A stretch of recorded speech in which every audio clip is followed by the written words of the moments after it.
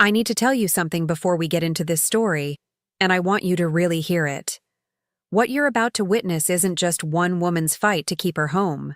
It's a blueprint, it's a warning, and depending on where you are in your life right now, it might be the most important thing you watch today. So if you haven't subscribed yet, hit that button now, because stories like this one are exactly what this channel exists for. Now let's get into it. There are mornings that feel like any other morning.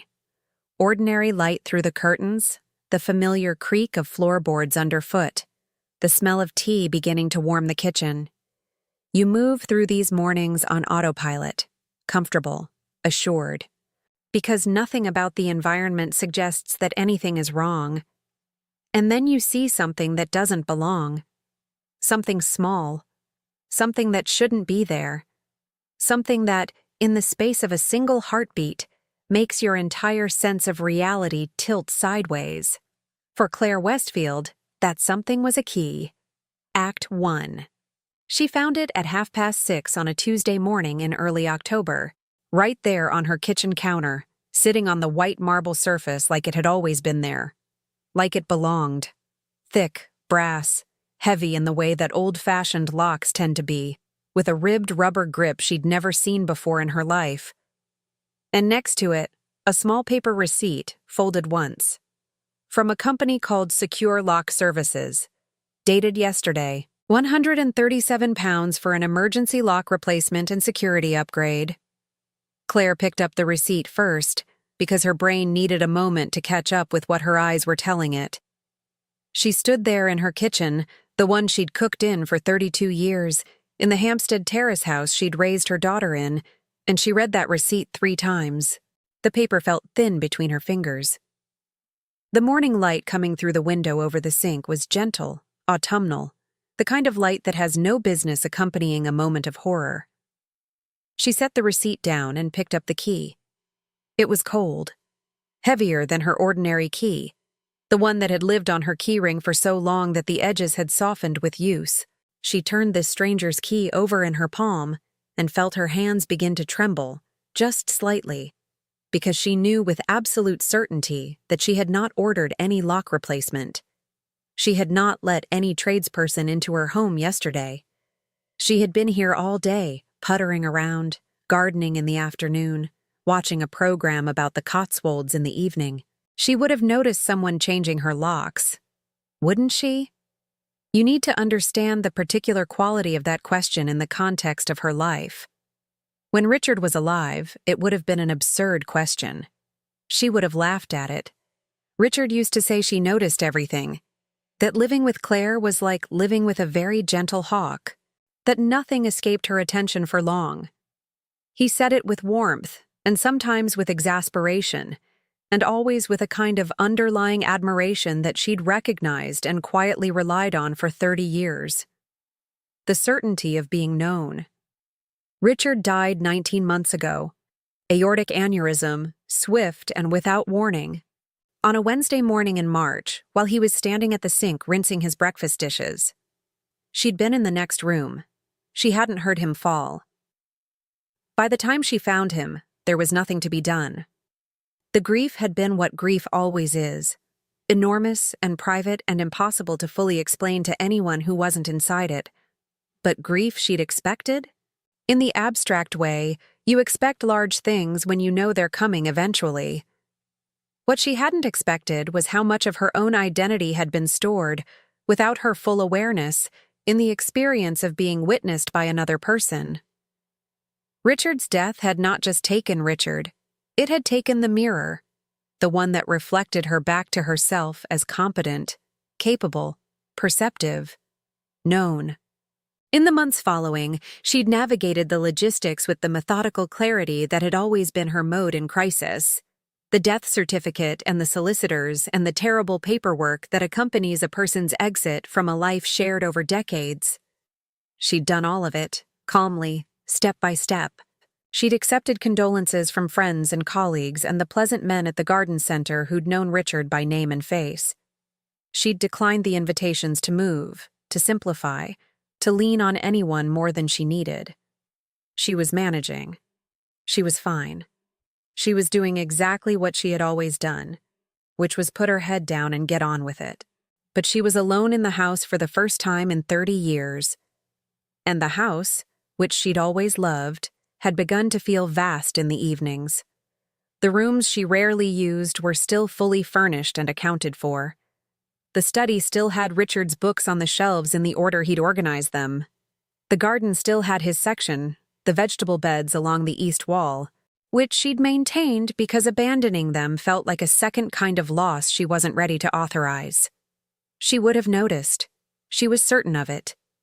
And yet the question lived in her chest, planted there by 18 months of patient, incremental erosion, and she felt its roots. And there it was. That question. That horrible, insidious question that had been living in the back of Claire's mind for the better part of 18 months, ever since Richard had died and left her alone in this house that suddenly felt too big and too quiet. That question that her family seemed to plant deliberately, fertilizing it with every raised eyebrow and exasperated sigh. Wouldn't she? She pressed her lips together and walked to the front door. Her hands were still trembling as she inserted this unfamiliar key into the lock.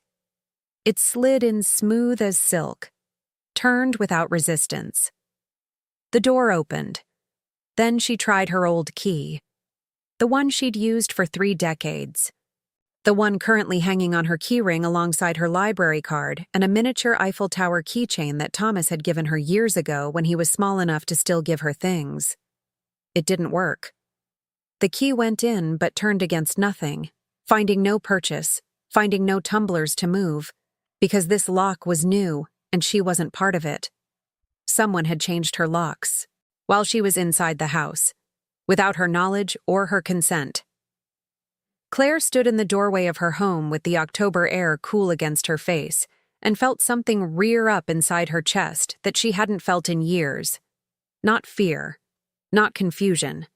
Something older and harder than both. She closed the door, but before she went back to the kitchen table, she walked through the house. She didn't think about it consciously.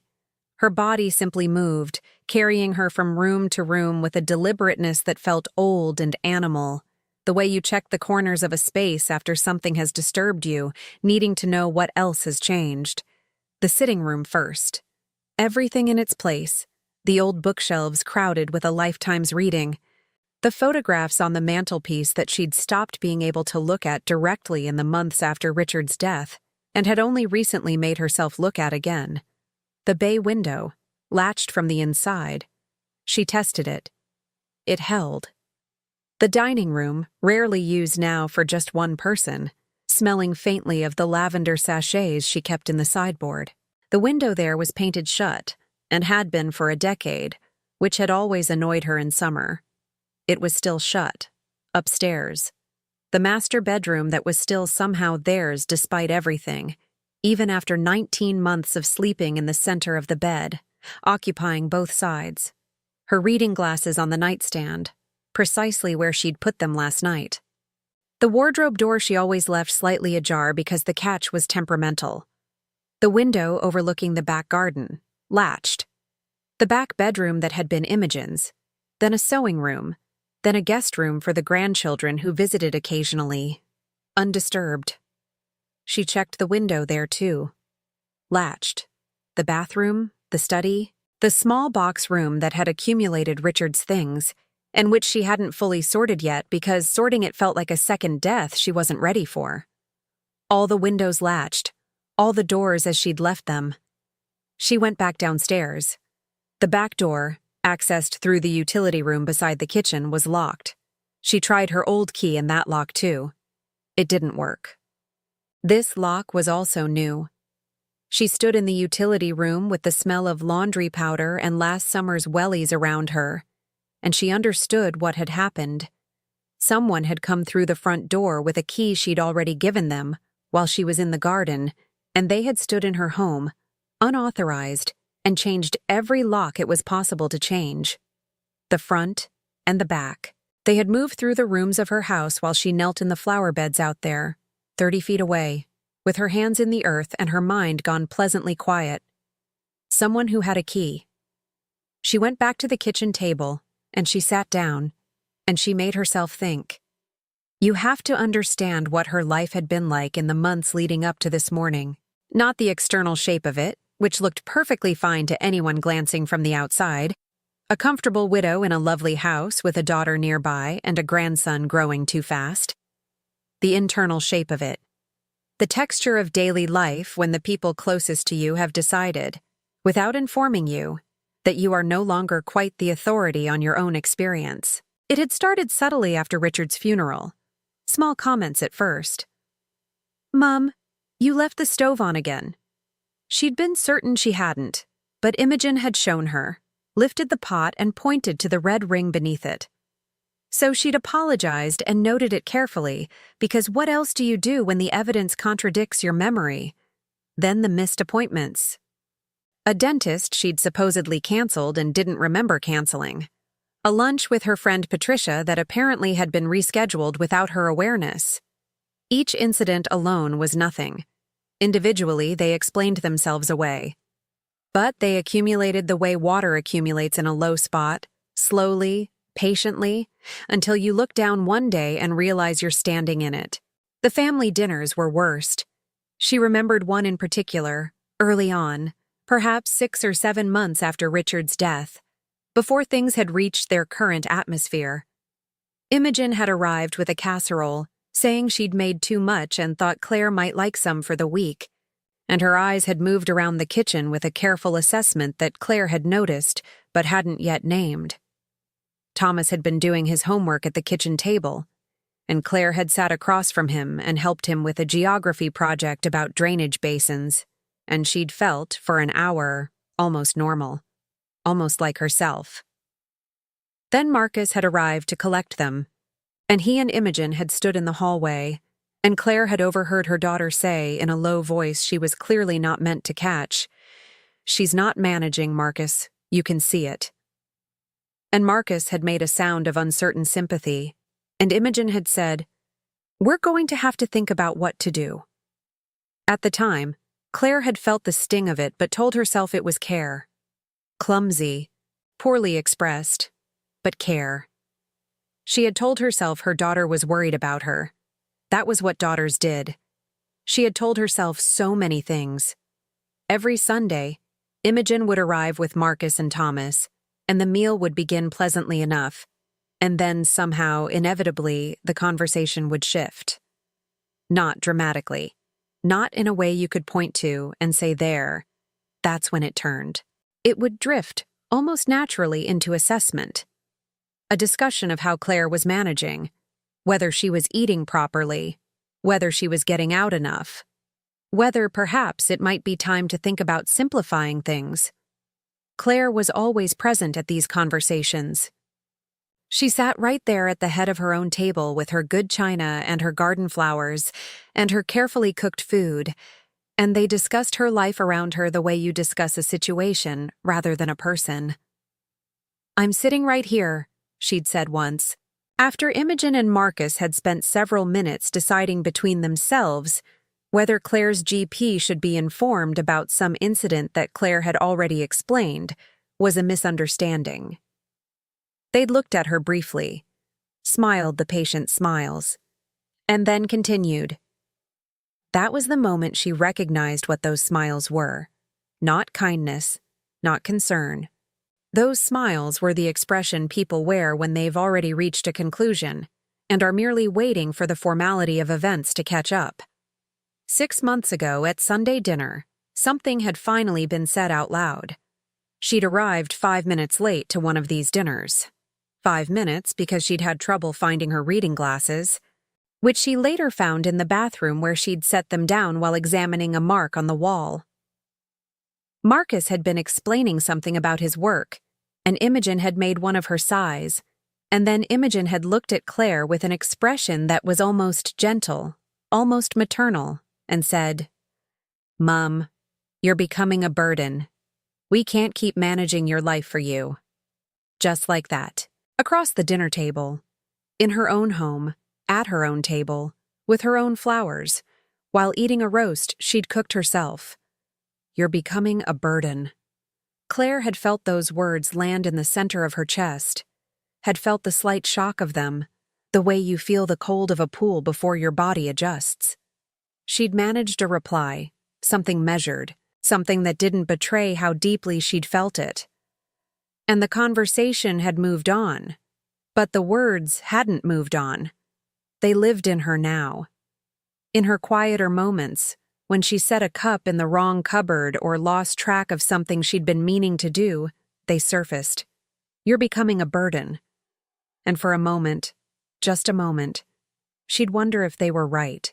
That's what those 18 months had been. A systematic erosion of her trust in herself. And standing in her kitchen now, looking at a brass key and a receipt for work she hadn't ordered, Claire understood something with crystalline clarity. Either someone had changed her locks without her knowledge, which was illegal and terrifying, or she truly was losing her mind, which was equally terrifying. Either way, she needed the truth. And she was done waiting for other people to supply it. For 58 years, Claire Westfield had been taught, in all the subtle and unsubtle ways women of her generation were taught, to second-guess herself, to soften her certainties, to preface her statements with qualifiers, to end her sentences on rising inflections, to maintain the peace at the cost of her own perceptions. Her mother had modeled it. Her marriage, for all its genuine warmth, had reinforced it. Even her daughter, whom she'd tried to raise differently, had absorbed some ancient inheritance of dismissal and turned it back on her own mother. No more. She felt that decision settle through her like a plumb line dropping through water, finding true vertical. She would trust herself. She would investigate. She would find out what was true.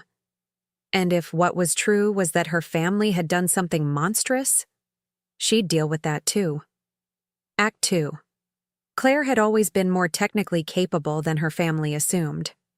The assumption that older people were naturally bewildered by technology was one she'd noticed and quietly resented for years. She had a smartphone, a laptop, a tablet. She managed her own banking online. She corresponded by email with her book club, her solicitor's office, several old friends now scattered across the country. She was not, despite what Sunday dinners implied, helpless. The irony, she thought, as she opened the laptop, was that her competence had been part of the strategy.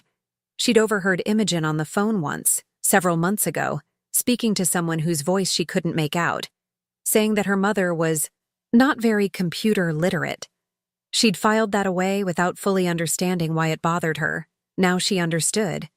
It had been preparation, laying the groundwork for a version of Claire who wouldn't notice digital intrusions, who wouldn't find her way to the evidence, who could be manipulated through systems she supposedly didn't understand. The family's casual dismissal of her technical abilities had been not just condescending, but strategically convenient. She knew exactly what she was doing. She sat down at the kitchen table with her laptop and a cup of tea she was too tense to drink, and she started with her email. She searched for secure lock services. There it was. An order confirmation, sent at 2:17 p.m. yesterday afternoon, thanking Ms. Westfield for her order and confirming the emergency lock replacement scheduled for that day between 2 and 4 in the afternoon. She had not sent this email. She had been in the garden yesterday afternoon, on her knees in the flower bed along the south wall, pulling out the last of the summer's stragglers and making room for the autumn bulbs. She'd been out there from 1:30 until nearly 4, muddy-gloved and entirely absorbed, because the garden was the place where her mind went quiet and her body remembered how to exist without commentary. She'd been right there in the garden. She would have heard someone at the front door. She would have noticed. But someone had sent an email from her account using her name and authorized a locksmith to change her locks. Her throat felt strange, tight. She opened the email settings with steady fingers and found it, a forwarding rule she hadn't created. Set up quietly, efficiently, some weeks ago at least. Every email she received was being automatically copied and forwarded to a second address: Imogen, Westfield, Home Ugmail, com. Her daughter had been reading her emails, all of them. Every newsletter and bank statement and message from a friend, every appointment reminder and online order confirmation, every thread that touched her life. She sat with that for a very long time, not because she couldn't move forward. She could. The methodical part of her mind was already lined up like soldiers, ready to advance to the next piece of evidence. But she made herself stay with this one, because it deserved to be felt properly. Because the implications of it were larger than they might first appear. Every email from her GP, every message from her solicitor, before she had any legal concern, every communication from her bank. Imogen had been reading them all, had been watching for months as Claire's life scrolled past in her inbox, had seen letters from old friends who still wrote long messages when they had something to say, had seen the renewal of the Garden Society membership, had seen Claire's email to the book club suggesting that month selection. The small, private textures of a life laid out without consent for someone else's inspection. She thought of all the things she'd written without knowing she had an audience.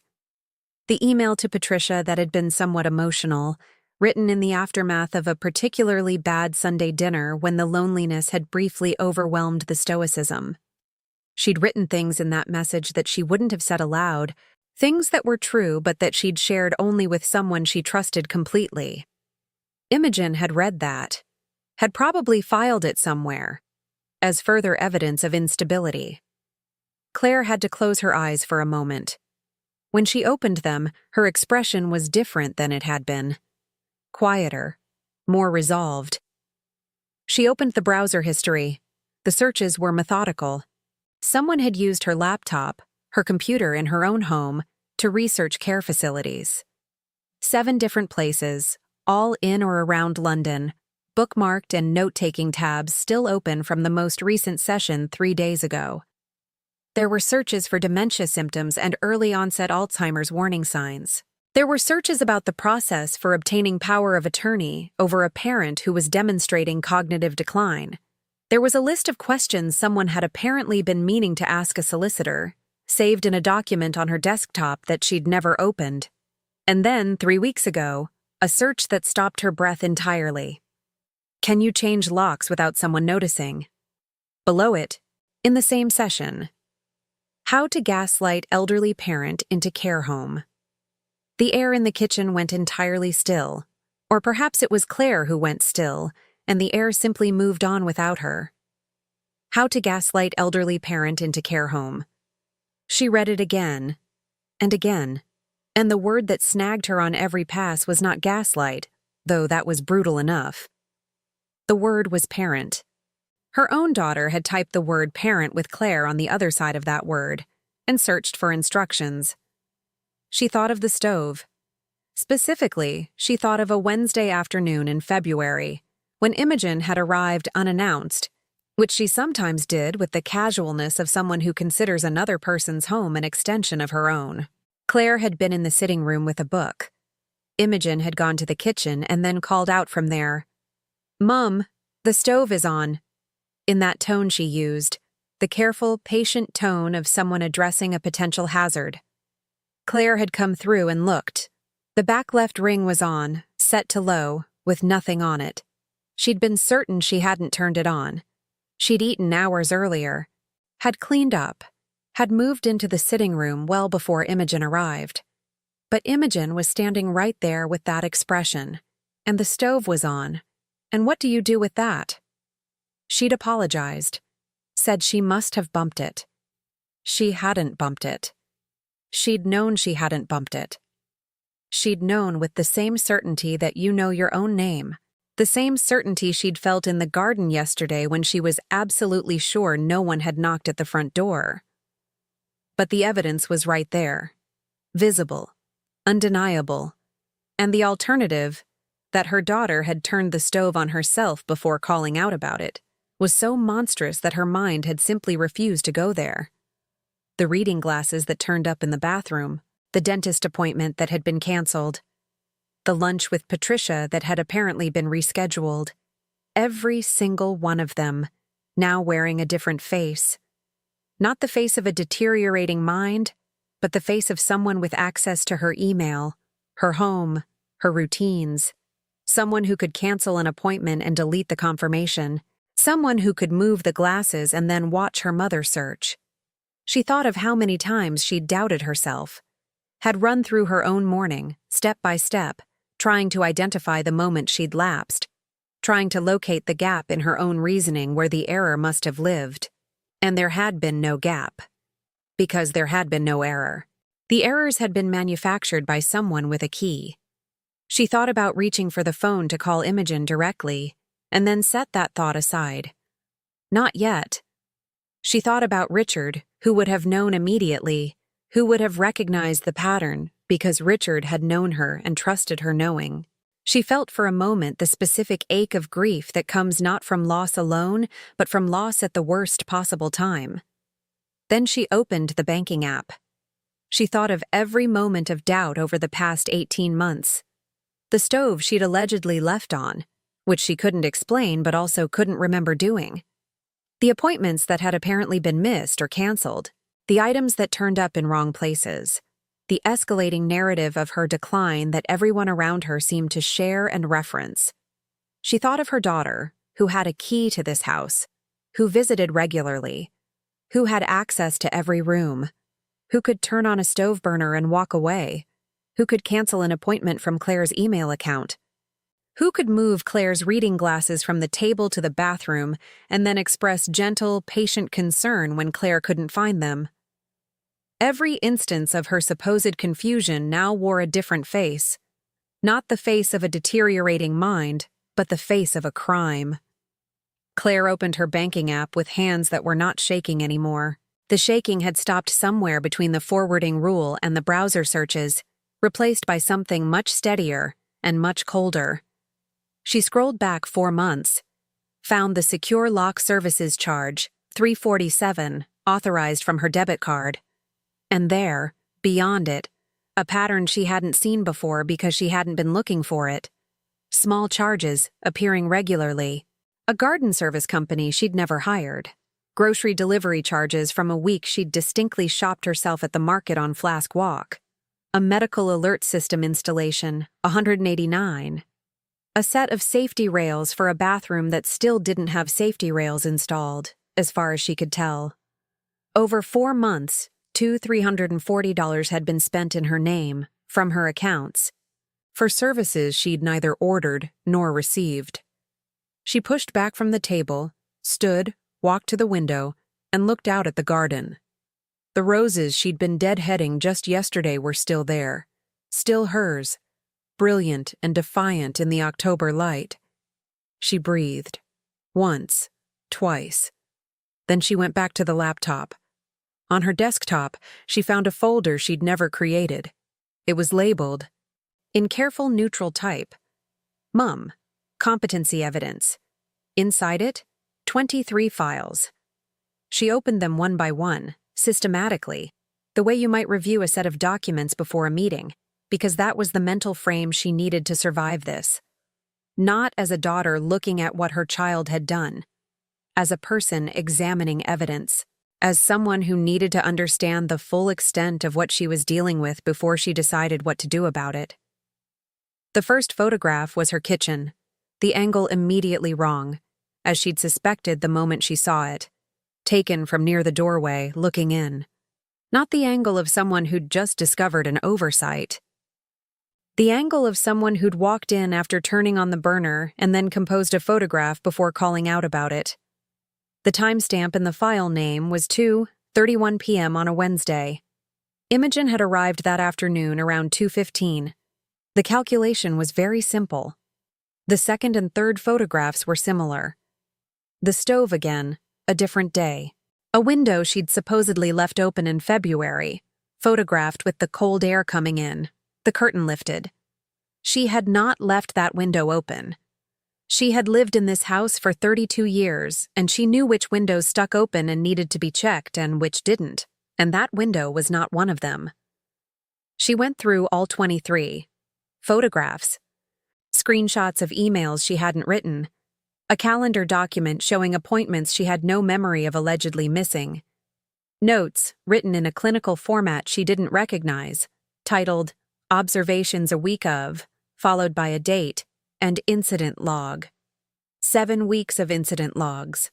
Every supposed confusion and every alleged oversight, methodically dated and described and filed. She had been under observation. In her own home, from within her own family, her life had been watched and catalogued and constructed into a case file. Photographs of her kitchen with a burner left on. She looked at the images carefully. The angle was wrong for someone who'd just noticed an oversight. The angle was right for someone who'd staged a photograph.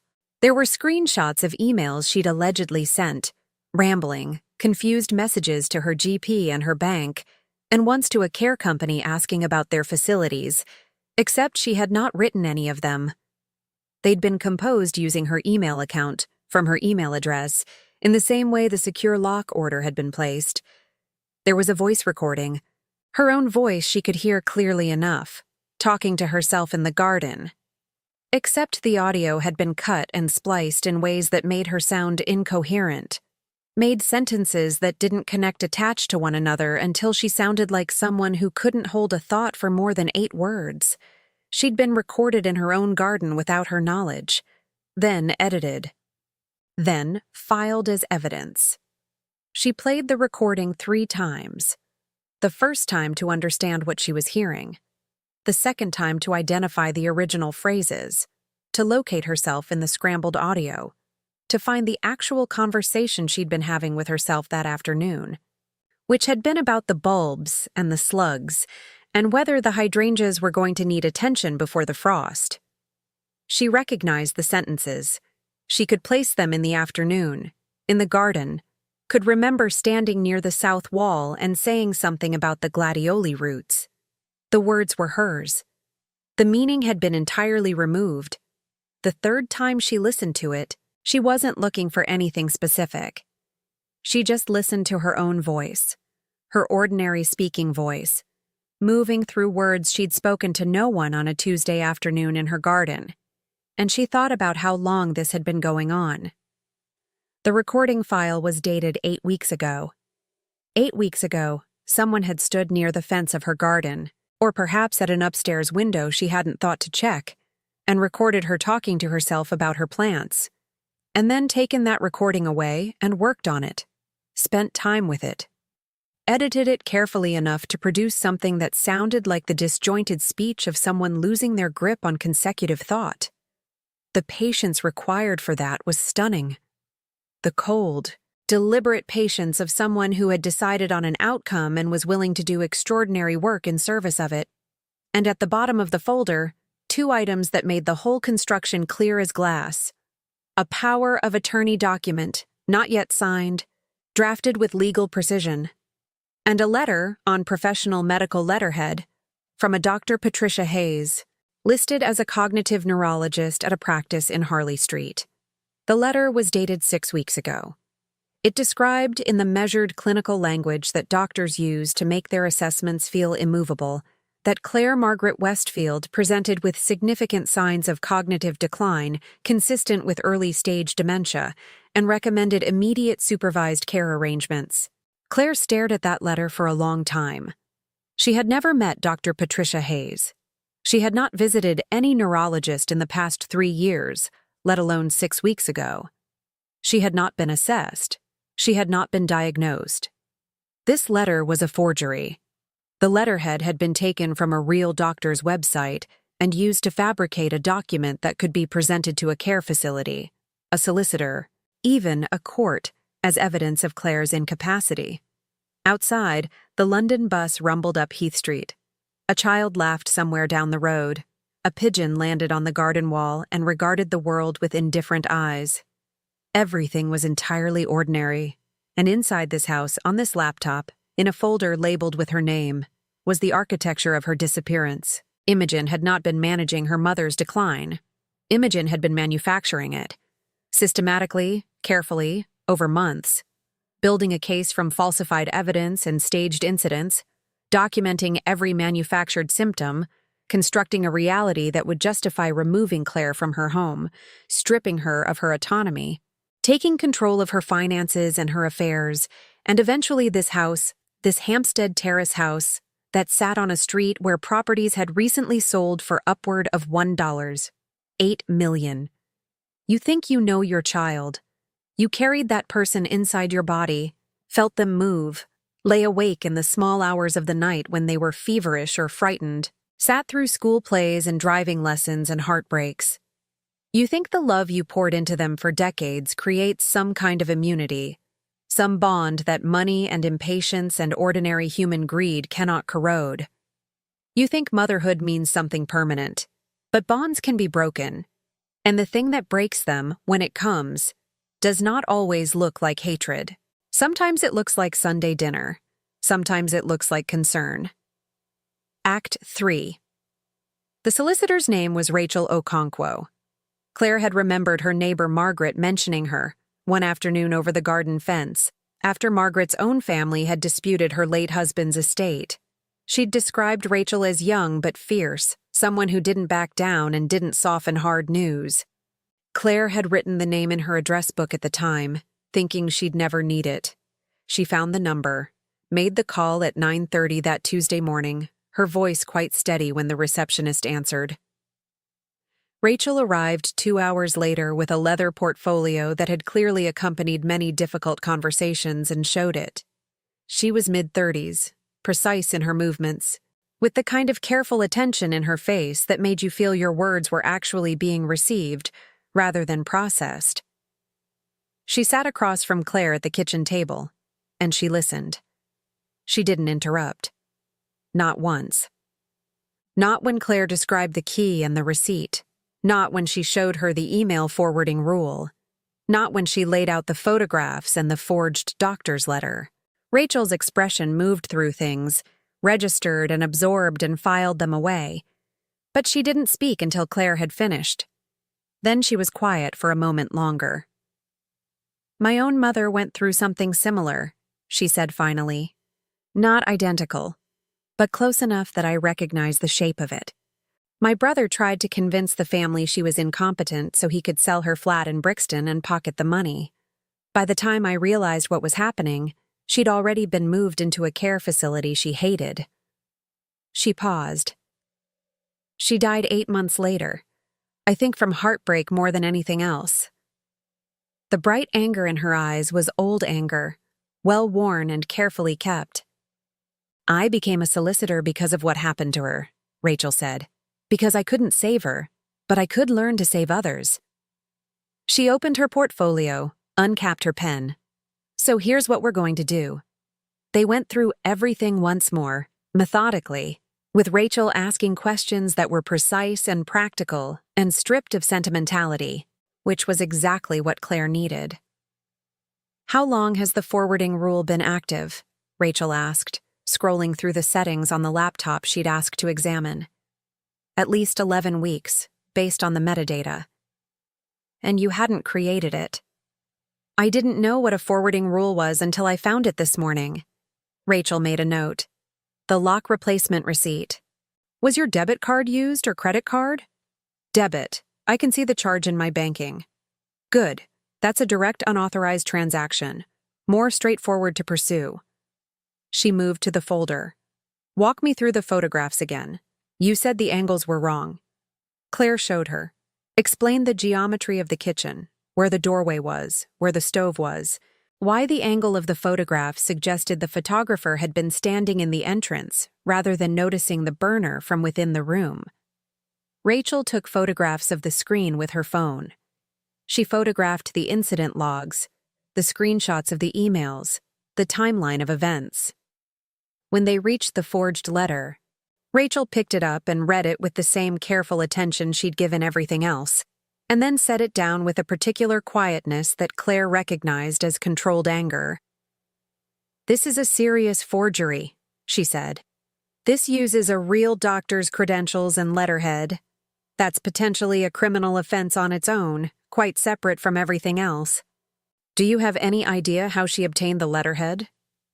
"The doctor's website," Claire said. "It's on her practice's website. Her photo, her credentials, her letterhead format, all of it." Rachel nodded slowly. I'm going to call that doctor today. She made a note. She needs to know her professional identity has been used this way. She'll also be an important witness if this goes to prosecution. She looked up. What would you like to achieve from this, Claire? I want to understand what outcome you're working toward before we discuss options. Claire had already thought about this. She'd been thinking about it since she sat back down at the kitchen table, before she'd even opened the laptop. I want it stopped, she said. I want my account secured, my home secured, my name secured. I want this documented so thoroughly that there is no version of events in which Imogen is able to present herself as my caregiver, my decision-maker, or anything to do with me, in any context, ever again. She paused. And I want her to understand that I know exactly what she did. Not through a solicitor's letter. In person. Rachel studied her across the table. That last part. The in-person confrontation. You want to keep that for yourself? I do. When? Sunday. They always come on Sunday. They worked systematically, the way Claire wished she'd been capable of all those months when her confidence was being dismantled piece by piece.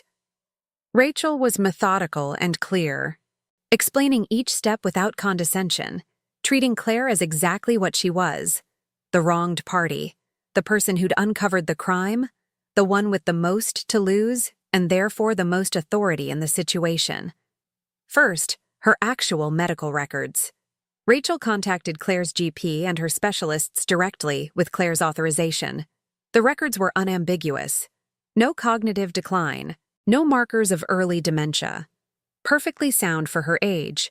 And if anything, the notes from her last checkup 6 months ago reflected a woman in unusually good health, physically and mentally. The fabricated letter from Dr. Patricia Hayes was the next priority. Rachel traced the letterhead to its source, a genuine neurologist's practice in Brighton with a website that listed the doctor's credentials and a contact number. She called them. Dr. Patricia Hayes had never heard of Claire Westfield. She had never performed any assessment on any woman of that name or description. The letterhead had been lifted from her website. Her professional credentials reproduced precisely enough to fool anyone who didn't check closely, and used to construct a document designed to convince legal and medical professionals that a healthy woman was incapacitated. The doctor in Brighton was, understandably, furious.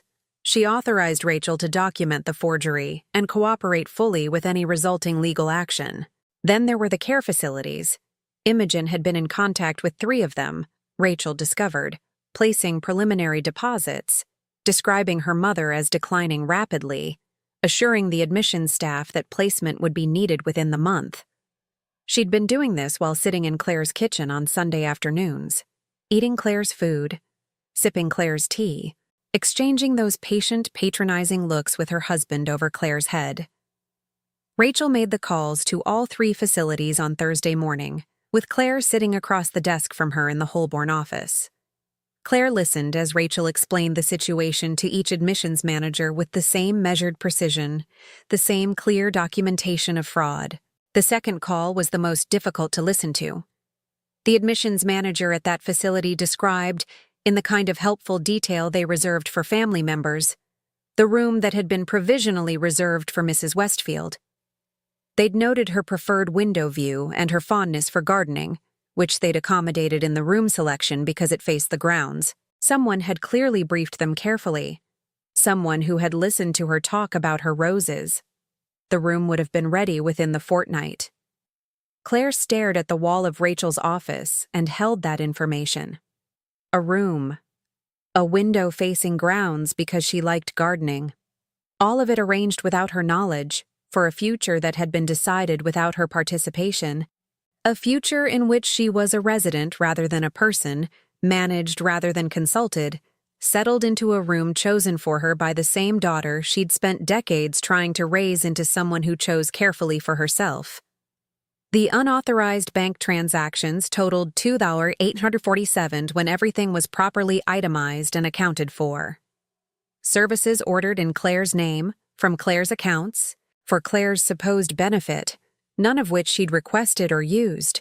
Some were designed to make her life look managed from the outside. Some were designed to create evidence of her dependency. And one, the lock replacement, was the step that had tripped the whole construction. Whatever Imogen had expected when she arranged to have those locks changed, it was not this. Not her mother sitting at her kitchen table the next morning with her laptop open and her eyes wide open, pulling the threads of the whole construction loose. Rachel filed a police report on Thursday of that week. Fraud, forgery, elder abuse, unauthorized use of financial accounts, and with it, cease and desist letters to Imogen and Marcus, notifying them that all further contact relating to Claire's care, finances, or housing arrangements must go through Rachel's office. Claire had her accounts frozen to any access but her own. She had her passwords changed, every single one, on every platform.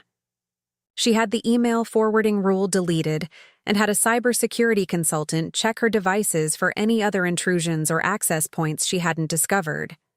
And she had her locks changed.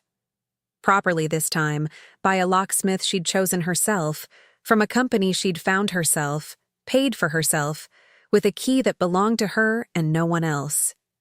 Imogen called 3 times during those days. Claire let the calls go to voicemail. She listened to each one. The first was confused, questioning. The second was defensive.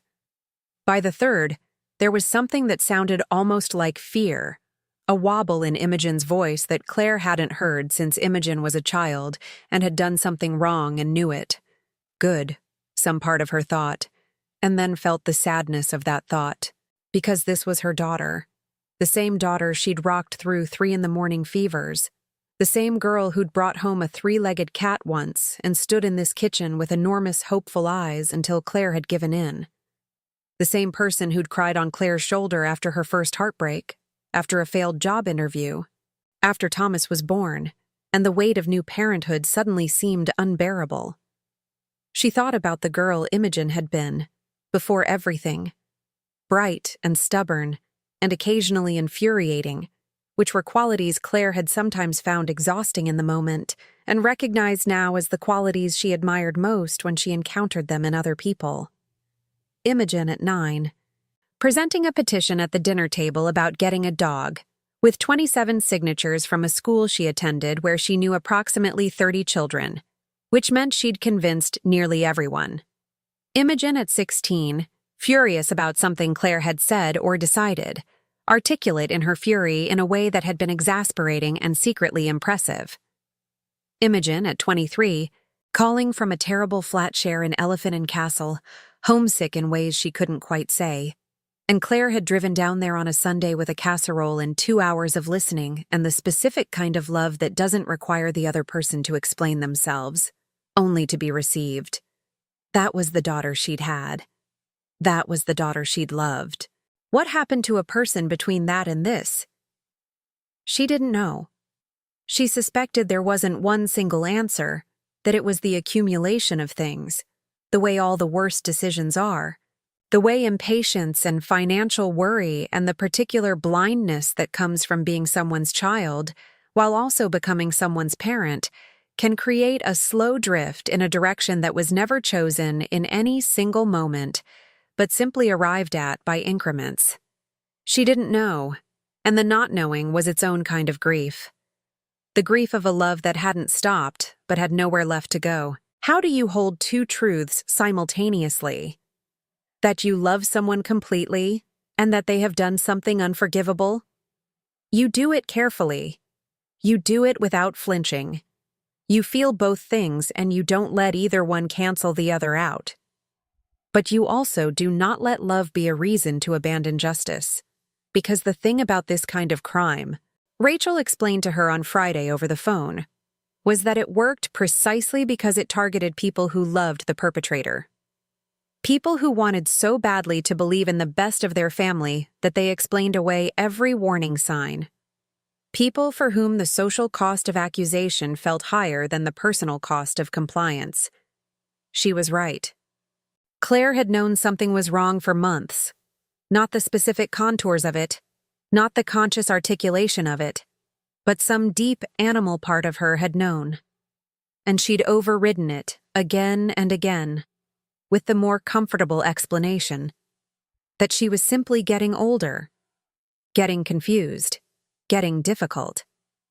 She was done overriding herself. That weekend, Claire prepared. Not for war, though what was coming had the quality of a reckoning. She prepared for a conversation that needed to happen in the full light of everything that had been uncovered. She thought about how Imogen would respond, rehearsed the likely defenses and the likely tears, prepared her responses with the same methodical care she'd used to unpack the evidence. She thought about Marcus, who had always seemed more follower than architect in this marriage, and about Thomas, 16, who probably understood more than anyone gave him credit for. And she thought about what she wanted from this confrontation. Not revenge, not tears or screaming or the satisfaction of watching her daughter crumble. Those things would feel hollow and they would prove nothing. What she wanted was simple. She wanted Imogen to understand, clearly and completely, that the person she'd been treating as a confused and incompetent burden was standing in front of her with every card on the table, and there was nowhere left to hide. She wanted her daughter to know who she'd underestimated. She set the table beautifully that Sunday, her best china, the Wedgwood service she'd been given as a wedding present and had kept for 30 years without a chip. Fresh chrysanthemums from the garden in a glass vase. A roast lamb that she'd been making for this family since before Imogen could reach the counter, filling the house with the specific smell that meant Sunday, that meant home, that meant us. She wanted it all to be real. She wanted it to look like what it was. A family dinner, in a family home, with a woman who knew perfectly well what she was doing. Act 4. They arrived at 1 o'clock, which is when they always arrived. Imogen in her good coat, the navy one, holding a bottle of wine with both hands like an offering. Marcus behind her with Thomas, who had his phone out but pocketed it at the door, which was more than he usually managed. "Mom, this looks wonderful," Imogen said, stepping into the hallway, and her voice was warm and her eyes were scanning, not absorbing the beauty of the table or the flowers or the roast smell coming from the kitchen, scanning, cataloging, looking for signs. Claire had thought about this moment for days, had felt, in the anticipation of it, something harden into clarity inside her. The woman who'd trembled holding a strange key on Tuesday morning was still inside her, but she'd been joined by another version of herself, older in some essential way than 58 years could account for, a version who'd stopped trembling. "Thank you for coming," she said, and meant it, and said nothing else about the fact that she'd seen the messages, read the searches, held the forgery in her hands. Not yet. They sat. Claire served with her usual care, and they made ordinary conversation, the kind that was its own art form in English families, the art of being present in a room with people you may be furious at while speaking about weather and schools and Marcus's interminable project at work. Thomas ate with the focused silence of a teenage boy who takes good food seriously, which was one of the things Claire had always loved about him. Imogen was performing. Claire could see it now with the clarity of someone who knows what they're watching. The slightly elevated brightness of her voice, the careful neutralness of her expression when she thought no one was paying attention, the way her eyes cut to Marcus sometimes in small, rapid glances, private communications in a shared code. Marcus, for his part, looked like a man sitting on a coiled spring, trying to appear relaxed. He was not succeeding. The main course, the wine. A brief debate about Thomas's A-level choices that Thomas contributed 3 words to and Claire contributed genuine interest in, because whatever was happening with the adults in this room, the boy deserved to be spoken to like a person rather than a prop. She watched Imogen attempt to steer twice. Small moves, almost invisible, the kind of conversational gambits that Claire now recognized for what they were because she'd watched the pattern over so many months. The first attempt came over the lamb course. Imogen had been making the appropriate sounds about the food, which was genuinely good and she knew it. And then she'd set her fork down with a slight thoughtfulness, as if something had just occurred to her. Mom, she'd said, in the tone that always preceded something that wasn't a casual observation at all. I've been meaning to talk to you about something. The house insurance. I just want to make sure you've renewed it, because last year there was that confusion with the direct debit. There had been no confusion with the direct debit. Claire had managed her own house insurance for 30 years without incident. It's sorted, Claire said pleasantly, and poured herself more water. The second attempt was more direct. Toward the end of the main course, while Marcus was refilling his wine, Imogen had leaned forward slightly and said, with a brightness that was very slightly forced, "Actually, I've been wanting to mention, Marcus and I were at an event last week, and we met someone who works with families in exactly your situation, helping older people manage the transition as things get more—" She'd paused there, choosing the next word with care. As things get more complex. Older people. Their situation. Complex.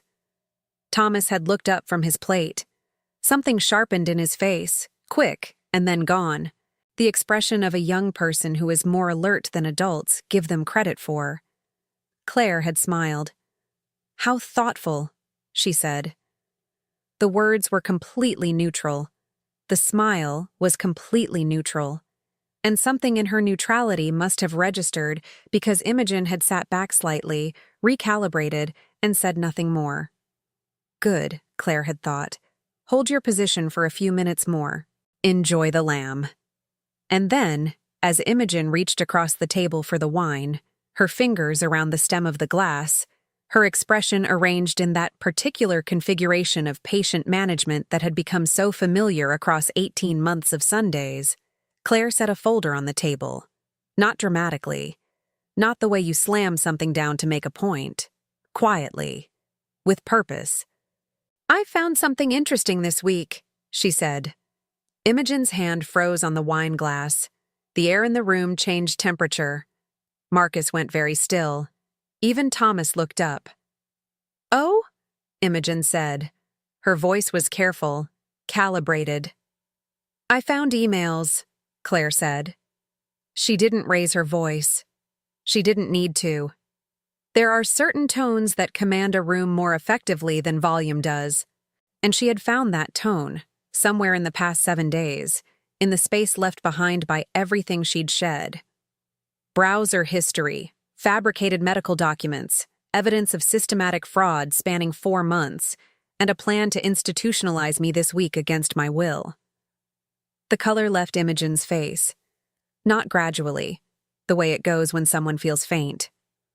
All at once, like someone had simply turned it off. Claire opened the folder. She didn't hurry. She laid out printouts one by one, the way you might lay out photographs of a holiday or a grandchild's birthday party, with the same deliberate care, the same measured pace. The forged letter from Dr. Patricia Hayes. The email forwarding rule, printed with timestamps. The browser search history, beginning with care home research and ending with how to gaslight elderly parent into care home. The bank statements with the unauthorized transactions circled in red. A log of every fraudulent charge with dates, amounts, and what the money had supposedly been for. "I also found this," Claire said, and placed the last sheet on the table. The power of attorney document. The one Imogen had drafted. The one she had apparently planned to produce today, at this table, in this house, with a care home representative conveniently available. The power of attorney papers you were planning to pressure me into signing today. She let her eyes move from the documents to her daughter's face. "Except you forgot one detail." She paused, not for effect, to be sure that what she said next was heard properly. "You forgot that I'm not actually incompetent, that I'm perfectly capable of discovering what you've done, and that fraud, forgery, and elder abuse are criminal offenses." Marcus moved to speak. Claire held up one hand. The gesture was not aggressive. It was simply decisive, the way you hold up a hand when traffic needs to stop. And Marcus, looking at her face, stopped. "Do you remember what you said to me 6 months ago?" Claire asked. Her voice was even. Her eyes were on her daughter, who sat very still, her wine glass still in her hand. Her face collapsed into something small and stunned and frightened. When I was 5 minutes late to dinner because I'd misplaced my reading glasses? You said to me, at my own table, in my own home, "Mom, you're becoming a burden. We can't keep managing your life for you." She let the words exist in the room. She let them breathe. She had carried those words for 6 months, had felt their weight every time she second-guessed herself, every time she apologized for something she wasn't sure she'd done. She'd let them hollow out a small space in her chest where something that used to be confidence had lived. Now she was giving them back. "I've been thinking about those words all week," she said, "and I understand something now that I didn't understand then. Those words were never really about me. They were about what comes after me.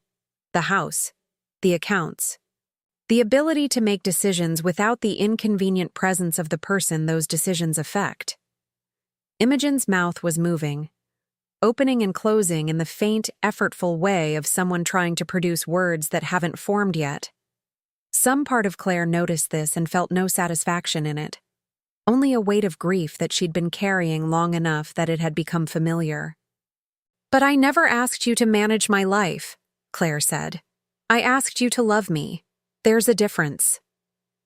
The sentence settled over the table like a hand placed flat on a surface. Final. Complete. The kind of sentence that cannot be argued with because it contains only truth, stated plainly, without embellishment. There was nothing after it to argue against. Because what could Imogen say? That she did love her? The folder on the table contained her searches for how to gaslight elderly parent. That it was concern?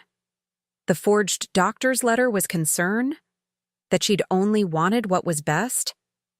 What's best is not letting your mother know you've been reading her emails, staging photographs of stoves left on, fabricating medical reports, and spending her money for 4 months while planning to produce a care home representative at Sunday dinner?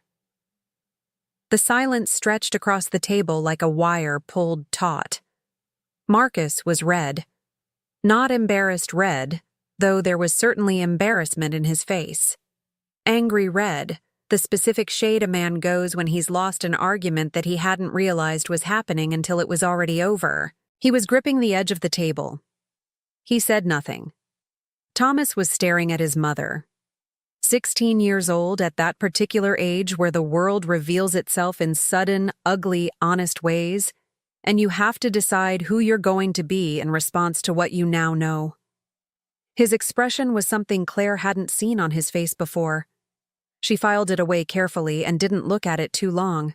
Imogen's eyes had filled with tears, and the tears were probably real, in their way. Not false, but they were a response to being caught, which is a different thing than remorse, a different thing entirely than understanding what had been done. "What are you going to do?" Imogen whispered. Her voice was small. The voice of someone who has just discovered the ground isn't where they thought it was. Claire stood. She picked up her folder, straightened the papers inside it with the same care she gave everything, tucked it under her arm. "I've already done it," she said. "My solicitor has filed a police report. The care facilities have been notified that any deposits placed in my name were fraudulent and are to be returned. My locks have been changed again, properly this time, by me, and you no longer have a key to this house." She paused. "All my accounts have been secured against unauthorized access. My banking, my email, my financial accounts, all of it. And I've made it very clear to every medical professional and legal professional I work with that you are not to receive any information about my care, my finances, or any other aspect of my life." She walked to the front door, opened it. The October air came in, clean and cold and entirely indifferent to everything that had just happened at a dinner table in Hampstead. "I think you should leave now." They left. Imogen walked out with her face collapsed in on itself, silent tears streaking her face. Her good coat wrapped around her like armor that had already failed. She didn't look at Claire as she passed. Marcus managed something between dignity and humiliation. his shoulders set in the specific posture of a man performing composure while feeling none. He nodded once at the doorstep, though what the nod meant was unclear. Thomas was last. He walked past her toward the open door, and at the top of the front steps he paused. He turned. He looked at his grandmother, who stood in the hallway of her home holding her folder, and his expression was something that would stay with her for a long time. It was not quite admiration, because he was 16 and complicated things required time to settle into words, but it was the closest thing to it. A kind of wondering recognition, like seeing something he hadn't known existed until this moment. Claire met his eyes, nodded, very slightly. He went. She closed the door. She locked it with her new key, the one she'd chosen and paid for and kept entirely to herself. She stood in the hallway of her house, and breathed. Outside, the autumn leaves moved on Heath Street. A bus went past. Someone's dog barked 2 gardens over. All of it perfectly ordinary. All of it perfectly hers. The tightness in her chest was not triumph. It was something more like the feeling you have when you've been holding something heavy for a long time and you finally set it down. Not joy. Not yet. But the beginning of the space where joy can eventually live. She went back to the kitchen, sat down, poured the tea she hadn't drunk that morning, and for the first time in 18 months, she simply sat in her own home and felt the specific, irreducible peace of a person who knows exactly where they are. She sat like that for perhaps 20 minutes. The house was quiet around her in a way she hadn't felt it be quiet for a long time. Not the quiet of absence and loneliness, but the quiet of a space that had returned to itself. The kitchen settling, the garden outside, October bare, the chrysanthemums still brilliant in their vase on the table. She called Rachel. "It went the way you expected?" Rachel asked, after Claire had given the briefest summary. "More or less." "How are you feeling?" She considered this honestly because it deserved an honest answer. "Sad," she said, "and steady, both at the same time." "That sounds about right." A pause on the line. You know she may contest this. When the legal reality lands fully, when she realizes the police report is real and the documentation is real, and this is not something that can be smoothed over with a phone call, she may look for ways to push back. "I know." Claire had thought about this too. That's why we documented everything so thoroughly. There's nothing she can contest that isn't already addressed somewhere in what we filed. No, there isn't. Another pause, and the quality of it was warm. "For what it's worth, Claire, I've been doing this work for 10 years. I don't always get to see someone turn a situation like this around this cleanly and this quickly. You were extraordinary." She didn't quite know what to do with that. She thanked Rachel and said goodnight, and sat for a while longer in her kitchen. She thought about Richard, as she often did in the evenings. She thought about what he would have said about all this.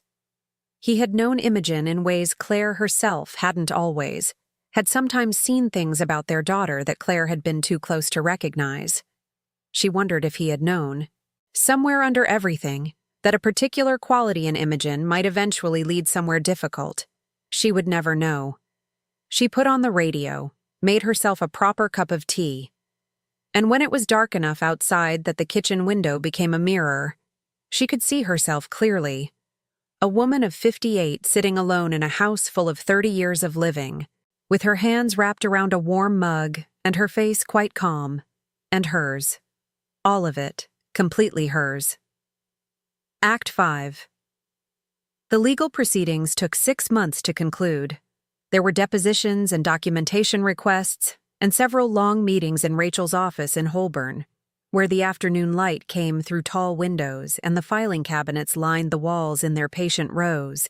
And Claire sat across from her solicitor and felt, each time, less like a victim and more like a participant. She could not quite bring herself to pursue criminal prosecution. She tried to examine this decision honestly, to be sure it wasn't weakness or sentiment masquerading as mercy. But she kept returning to Thomas and the look on his face at the top of the front steps.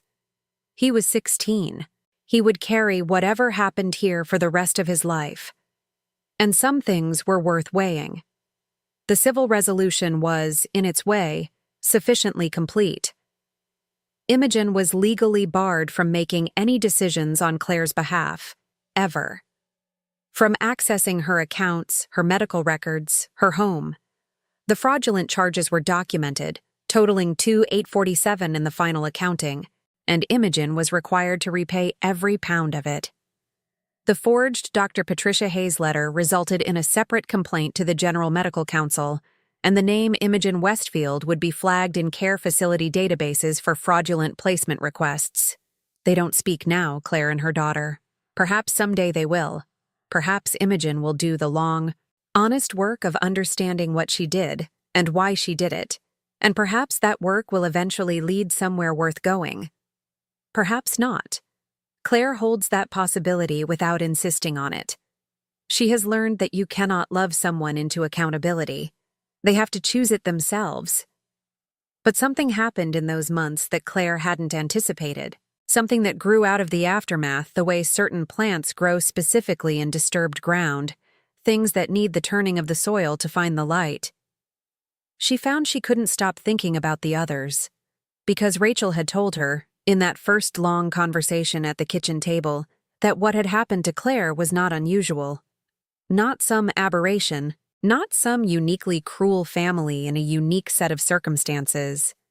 Elder abuse by family members was common in a way that most people never heard about because the victims were so often effectively silenced, institutionalized, or made to doubt themselves so thoroughly that they never reported it at all.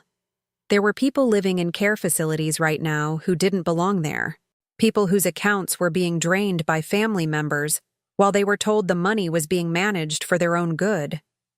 People who'd been convinced they were confused and incompetent, and a burden by the very people they'd spent their lives loving and trusting. Thousands of them. Invisible, because visibility required a voice, and their voices had been systematically taken. Claire had hers back. She started small. A website, put together over winter evenings with the help of a young woman from her book club who did digital communications for a living.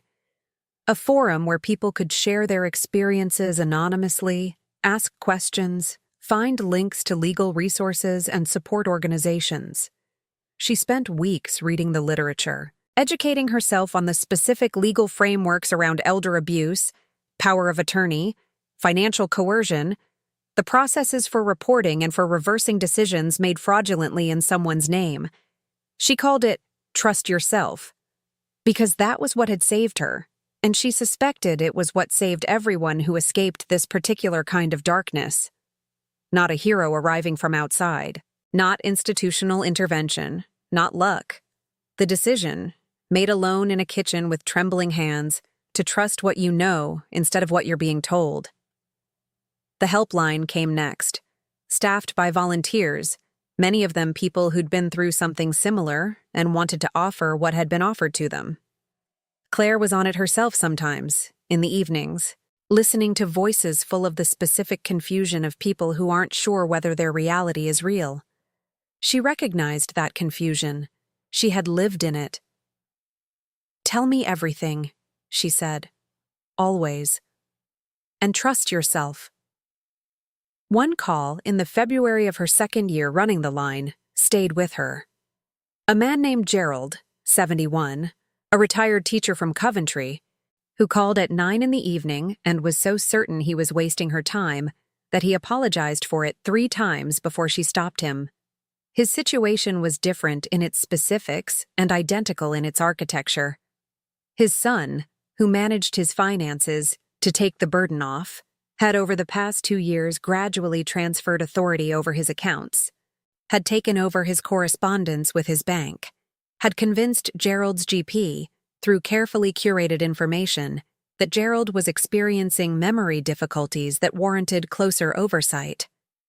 Gerald had been told he'd forgotten things he hadn't forgotten, had been told he'd said things he hadn't said, had begun in that helpless way to wonder.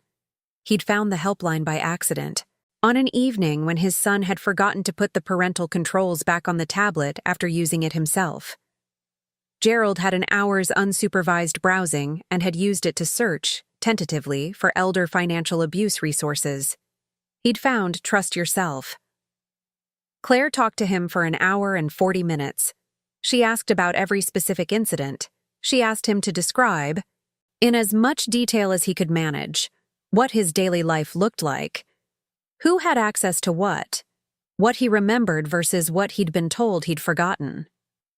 She listened the way Rachel had listened to her, without interrupting, without rushing toward the conclusion, and then she said, "Gerald, everything you're describing is consistent with financial elder abuse. You are not confused. You are being confused deliberately. There is a significant difference." The silence on the other end of the line lasted a long time. She waited it out. "I thought I was losing my mind," he said finally. His voice had gone quite rough. "You're not," she said. "You noticed. That's the most important thing. You noticed and you called. Now here's what we're going to do." They referred him to a solicitor that same week. Within 2 months, his accounts were secured. Within 4, his son had been legally separated from any authority over his affairs, and the missing funds, which turned out to be over $18,000 by the final accounting, were documented and actioned for recovery. Gerald sent her a letter, handwritten, in June. He'd taken a trip to the Lake District. He wrote, his first in years. He'd walked 9 miles on a good day. He was fine. He was himself.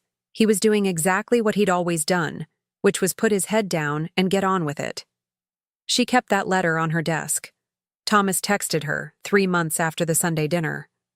Not a long message, because he was 16, and long messages were not something his generation went in for willingly. Just 3 lines. He said he'd been thinking about what she'd done. He said he was sorry it happened the way it did. And then, after a long pause in the typing indicators that she'd sat watching, he sent a 4th line. "Nan, I want to be more like you when I'm older."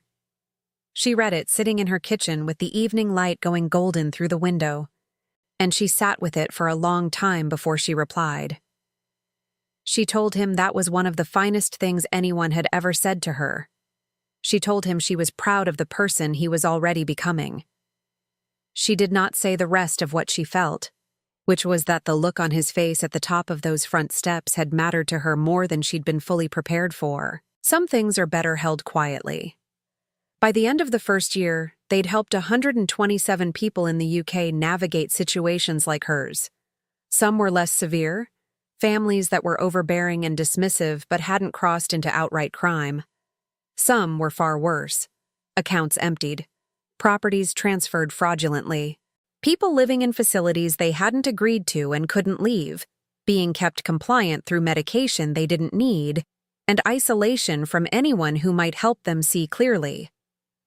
127 people who'd made it through because they found somewhere to call, someone who believed them. Practical guidance about what to do next.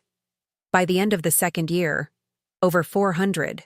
Claire speaks publicly now, at community centers and senior groups, at legal conferences and NHS advisory meetings. She does not speak for sympathy. She is not performing her pain or seeking anyone's validation. She speaks as someone who mapped the terrain and is offering the map to whoever needs it. Her story is the entry point, the thing that makes people lean forward and recognize their own experience in hers. But the map is the point. The map is why she's standing there. She tends her garden. The roses are extraordinary this year, and she takes an unreasonable amount of satisfaction in this, in the evidence that things can be cared for and can thrive. She has friends she sees regularly. She goes to concerts at the Barbican.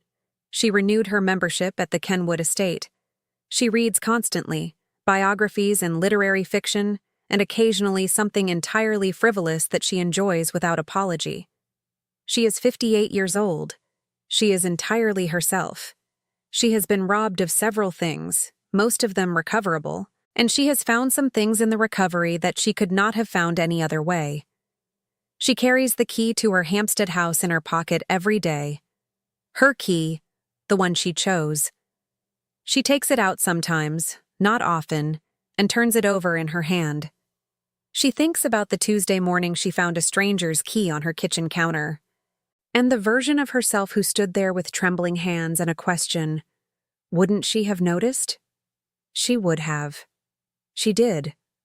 And the choosing, the decision to trust what she knew instead of what she'd been told, was the hinge that everything turned on. Everything that came after, the investigation, the truth, the reckoning, the work, the 400 people and counting. The garden still blooming and the life still hers, all of it began in that single, terrifying, essential moment of trusting herself. That's the thing about self-trust.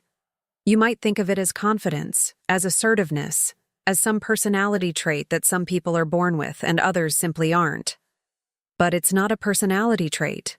It's a practice. It's a decision you make, usually in a moment of fear, to credit your own perception over someone else's convenient narrative about who you are. Studies on elder abuse consistently show that the most significant predictor of recovery is not the severity of the abuse or the presence of legal resources or even family support. It's the victim's belief that their perception is valid, that what they see is real, that what they know matters. The people who escape these situations earliest are not always the ones with the most evidence or the best advocates, though those things help. They're the ones who trust themselves enough to begin looking. Every system of coercive control, whether it involves an intimate partner or a parent, or as in Claire's case, a child, relies fundamentally on the same mechanism, making the target doubt their own perception of reality. Once that doubt is established, everything else follows. The compliance, the inaction, the handing over of keys, literal and otherwise. The antidote is not a solicitor, though Rachel was extraordinary. It's not a police report, though that helped. The antidote is earlier and simpler and harder than both. The decision, made under enormous social pressure to do otherwise, to trust what you know. Tell me everything, and trust yourself. Before we go, I want to say thank you for staying with this story all the way to the end.